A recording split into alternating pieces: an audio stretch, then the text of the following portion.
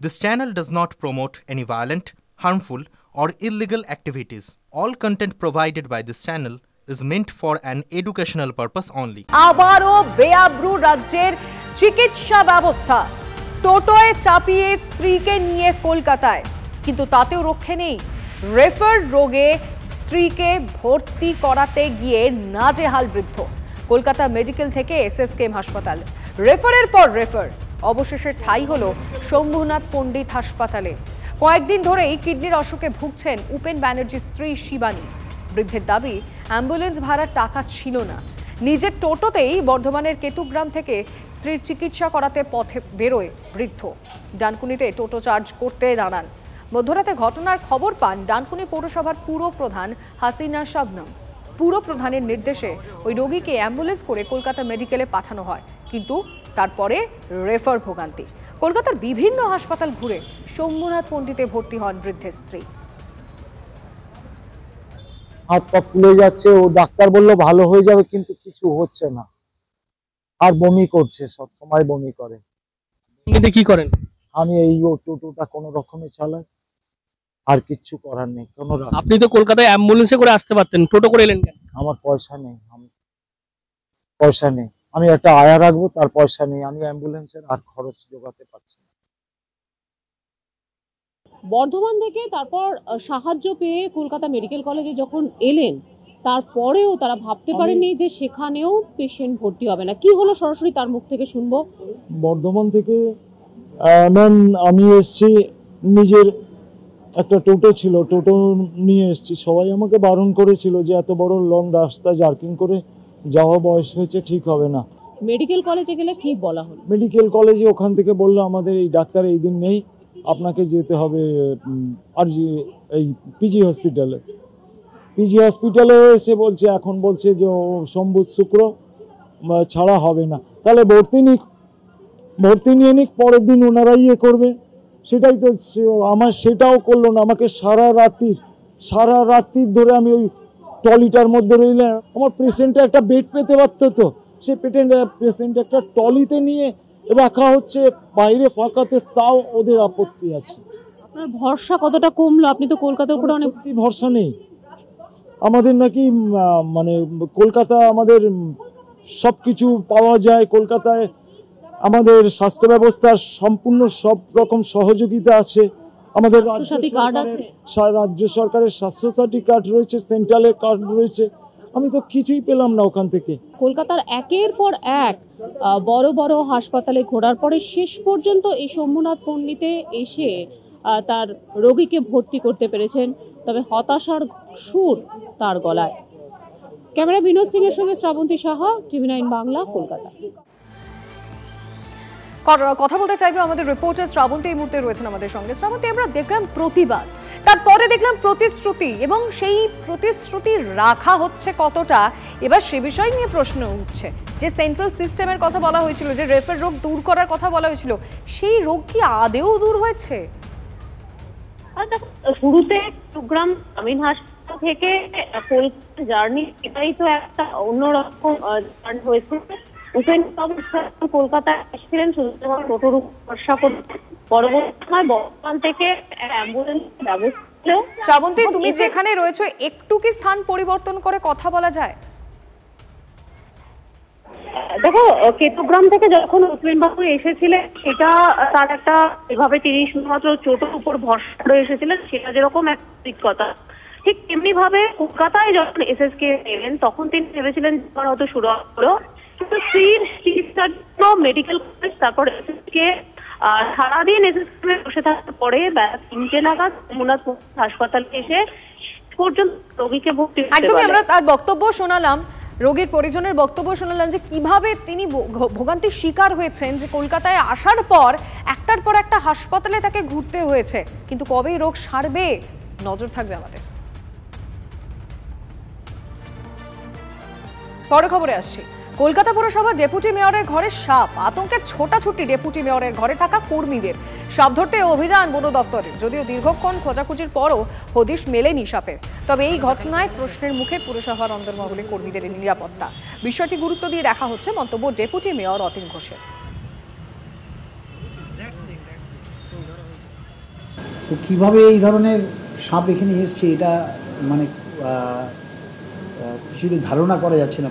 তো সেখানে জনজীবনের নিরাপত্তাতে একটা বিষয় আছে, সংখ্যায় আছে কিনা আরও বলা মুশকিল। তবে এটা সম্পূর্ণ গভীরভাবে এটাকে পর্যবেক্ষণ করে উপযুক্ত ব্যবস্থা নেওয়া হোক, আর অথরিটি নেবেন আশা করি, এবং ইতিমধ্যে বন দপ্তর সক্রিয় আছে। বন দপ্তরের কর্মী থেকে চিড়িয়াখানার কর্মীরা তল্লাশি চালায় এই পুরসভার বারান্দা এবং কাউন্সিলর ক্লাব রুম সহ ডেপুটি মেয়রের ঘরের আশপাশ অংশ জুড়ে, কিন্তু মিলল না সাপ। কোথায় গেল সেটা নিয়েই রীতিমতো চিন্তিত পুরসভার কর্মীরা।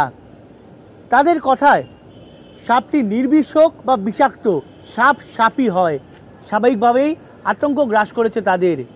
কিন্তু চিন্তা বাড়িয়েছে এই বিষয়ে যে সাপটা এলো কোথা থেকে, ডেপুটি মেয়রের ঘরেই এলো কোথা থেকে, বা পুরসভা ক্লাব রুমেই ঢুকে পড়লো কিভাবে।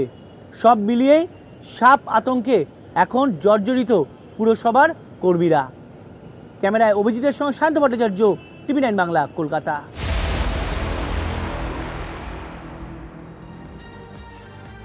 ট্যাব দুর্নীতির গলদ লুকিয়ে কি সরকারি পোর্টালে? শিক্ষা দপ্তরের পোর্টাল নিয়ে বড় সড় প্রশ্ন সাইবার বিশেষজ্ঞদের। সাইবার নিরাপত্তায় গলদ ধরলেন সাইবার বিশেষজ্ঞরা। সাইবার সুরক্ষায় গলদের সুযোগেই কি এত বড় ট্যাব কেলেঙ্কারি? পোর্টালে ইউজার নেমের ক্ষেত্রে স্পেশাল ক্যারেক্টার নিষিদ্ধ। শিক্ষা পোর্টালে সহজেই ব্যবহার করা যাচ্ছে স্পেশাল ক্যারেক্টার। পোর্টালের সেই গলদ কাজে লাগিয়েই রাজ্যব্যাপী জালিয়াতি? প্রশ্ন তুলছেন সাইবার এক্সপার্টরাই। শিক্ষা পোর্টাল, এখানে কোনো শিক্ষক, কোনো স্কুল কিংবা কোনো প্রশাসক লগ ইন করতে পারেন। আর এখানে যে কোনো স্পেশাল ক্যারেক্টার কিন্তু অ্যালাউড। বাংলা শিক্ষা পোর্টালেরই আরেকটা অংশ, সেখানে কিন্তু কোনো স্পেশাল ক্যারেক্টার অ্যালাউ নয়। আমি যতবারই প্রেস করি না কেন, এখানে কোনো স্পেশাল ক্যারেক্টার আসবে না। ফার্স্ট এটা দেখা হয় অ্যাডমিন লগ ইন প্যানেল বা যে কোনো এই ধরনের লগ ইন প্যানেলে ফার্স্ট গিয়ে স্পেশাল ক্যারেক্টার অফ করাটা একটা প্রাইমারি কাজ হিসাবে থাকে অ্যাজ পার সিকিউরিটি অডিটে। লগ ইন অ্যাডমিনিস্ট্রেটিভ, দেখুন একটা অ্যাডমিন প্যানেল, সেখানে যদি অ্যাডমিনের লগ ইনের ইউজার আইডিতে যদি এরকম ধরনের ইউজ করা হয়, আমি তো যেটা দেখালাম পেলোডটা, ওটা মানে খুবই ইজি পেলোড, এইরকম অনেক স্ট্রং পেলোড আছে, সেখানে কিন্তু এগুলো বাইপাস করা নট আ বিগ ডিল। অর্থাৎ অডিট হলে প্রথমে যেটা ডিসেবল করার কথা সেটাই কিন্তু এই পোর্টালে এনাবেলড। ফলস্বরূপ এত বড় একটা কেলেঙ্কারির ঘটনা ঘটলেও ঘটতে পারে, এমনটা আশঙ্কা করছেন সাইবার বিশেষজ্ঞরা। ক্যামেরা অমিতের সঙ্গে সুমন, TV9 বাংলা, কলকাতা। আর এই মুহূর্তে দাঁড়িয়ে আরো একটা খবর পাচ্ছি, ট্যাব কেলেঙ্কারি রাজ এবার নদিয়াতেও। 6টি স্কুলের 66 জন পড়ুয়ার ট্যাবের টাকা গায়েব। কথা বলবো নদিয়া থেকে আমাদের প্রতিনিধি এই মুহূর্তে মহাদেব রয়েছেন। মহাদেব, এখনো পর্যন্ত কি খবর পাওয়া যাচ্ছে? কিছু কি ব্যবস্থা নেওয়া হলো? দেখো, অভিযোগ জানানো হয়েছে থানায় এবং অভিযোগ জানানোর পরে কিন্তু তদন্ত শুরু হয়েছে। একাধিক স্কুলে দেখা যাচ্ছে যে একাধিক ছাত্রদের টাকা অ্যাকাউন্টে, তাদের অ্যাকাউন্টে না ঢুকে কিন্তু সেই টাকা ঢুকে যাচ্ছে অন্যত্র, তারা টাকা পাচ্ছে না। তারই মাঝখানে এই দুর্গাপুজো উপলক্ষে বেশ কিছুদিন স্কুল ছুটি ছিল এবং সেই সময় তাদের ট্যাবের টাকা তাদের অ্যাকাউন্টে যাওয়ার কথা ছিল, কিন্তু না যাওয়ার কারণে এবং সম্প্রতি যে সংবাদ মাধ্যমে যে প্রকাশিত হয়েছে এই দুর্নীতির খবর, তারপরে কিন্তু সেই সকল পড়ুয়ারা তাদের ব্যাংক অ্যাকাউন্ট চেক করেন এবং চেক করার পর যখন তারা তাদের অ্যাকাউন্টে দেখেন যে সেই ট্যাবের টাকা ঢোকেনি, তখন তারা স্কুল কর্তৃপক্ষকে জানায়। স্কুল কর্তৃপক্ষকে জানানোর পরে কিন্তু স্কুল কর্তৃপক্ষের পক্ষ থেকে থানায় লিখিত অভিযোগ দায়ের করা হয়েছে এবং এই ঘটনার তদন্ত শুরু হয়েছে। নজর থাকবে মহাদেব, ধন্যবাদ। আমরা দেখলাম 20 জন মতো ওদের টাকাটা ওদের অ্যাকাউন্টে ঢোকে, অ্যাকাউন্ট নাম্বারে না এসে অন্য অ্যাকাউন্টে টাকাটা ডিসবার্স হয়। আচ্ছা, সেই অ্যাকাউন্টগুলো কোথায়? অ্যাকাউন্টগুলো বেশিরভাগই হচ্ছে দেখলাম মালদাতে আছে, দিনাজপুরে আছে কিছু। মানে এই চেঞ্জ তো স্কুল অথরিটি করতে পারে না, বাইরে আমরা তো সঠিকভাবেই সাবমিট করেছিলাম। ট্যাবের টাকা পাওনি? না। ট্যাবের টাকা কোথায় গেল? ট্যাবের টাকা তো শুনছি না দুর্নীতি হয়েছে নাকি। দুর্নীতি হয়েছে? তো তোমাদের টাকা কি অন্য অ্যাকাউন্টে ঢুকে গেছে? তাই তো মনে হচ্ছে অন্য অ্যাকাউন্ট ঢুকে গেছে। এটা জানতে পারলে? চাকদা থানায় তো অভিযোগ দায়ের হয়েছে। হ্যাঁ। কি চাইছো তোমরা? চাইছি না ট্যাবের টাকার জন্য পাই, অনলাইনে পড়াশোনা করতে পারি, ওর জন্য ট্যাবের টাকা চাই। বিভিন্ন নিউজ চ্যানেলে দেখলাম আমাদের টাকা অন্য অ্যাকাউন্টে ঢুকে গেছে, তো এখনো পর্যন্ত আমাদের অ্যাকাউন্টে টাকা ঢোকেনি। শাসক নেতাদের হাত ধরেই বাংলায় ট্যাব কেলেঙ্কারি। বিস্ফোরক অভিযোগ তুলছেন মালদার কিছু স্কুলের শিক্ষক, প্রধান শিক্ষকরাই। তাদের অভিযোগ, ট্যাব কেলেঙ্কারির কারিগর হিসেবে নিয়োগ করা হচ্ছে কম্পিউটার শিক্ষকদের। হ্যাকারদের এই চক্র পরিকল্পনা মাফিক তৈরি করা হয়েছে। আর এই কম্পিউটার শিক্ষকদের নিয়ে প্রভাবশালী তৃণমূল নেতাদের সুপারিশে হচ্ছে বলে অভিযোগ। শিক্ষকদের একাংশের দাবি, ভারত বাংলাদেশ সীমান্ত সংলগ্ন এলাকার স্কুলগুলিতে অনেক বেশি করে নিয়োগ করা হয়েছে কম্পিউটার শিক্ষকদের, যারা স্কুলের ডেটা এন্ট্রি থেকে কম্পিউটার সংক্রান্ত যাবতীয় কাজ করেন। যোগ্যতা না থাকলেও তাদের নিয়োগ হয়েছে বলে অভিযোগ। নতুন করেও নাকি আবার নিয়োগ শুরু হয়েছে। বিরোধিতা করার সাহস নেই বলছে স্কুল কর্তৃপক্ষই। সুনির্দিষ্ট র্যাকেট এই ট্যাবের টাকা গায়েব করার ক্ষেত্রে জড়িত আছে। কন্ট্রাকচুয়াল টিচার মারফত, কিছু সাইবার ক্যাফে মারফত এই সমস্ত জিনিসগুলো হচ্ছে। এদেরকে সরকার নিয়োগ করেছে অস্থায়ী হিসাবে, তাদেরকে এখন পার্মানেন্সি দিয়ে দিয়েছে। যেহেতু বেসরকারি সংস্থার মাধ্যমে হচ্ছে, তো স্বাভাবিকভাবে প্রভাবশালী কোনো নেতার রেকমেন্ডেশনে হয়তো হয়েছে। ভারত বাংলাদেশ সীমান্ত স্কুলগুলোতেই এগুলোর প্রবণতা বেশি পরিমাণে লক্ষ্য করা যাচ্ছে। মানে সেখানেই নিয়োগ হচ্ছে, সেখানে নিয়োগগুলো বেশি পরিমাণে লক্ষ্য করা যাচ্ছে। র্যাকেট তৈরি করা হচ্ছে, মনে হচ্ছে পরিকল্পনা মাফিক এই ট্যাবের টাকা গায়েবে কাজে লাগানো হয়েছে। অনেক মাথা থাকতে পারে সেখানে। एजुकेशन बैकग्राउंड एजुकेटेड ही আছে।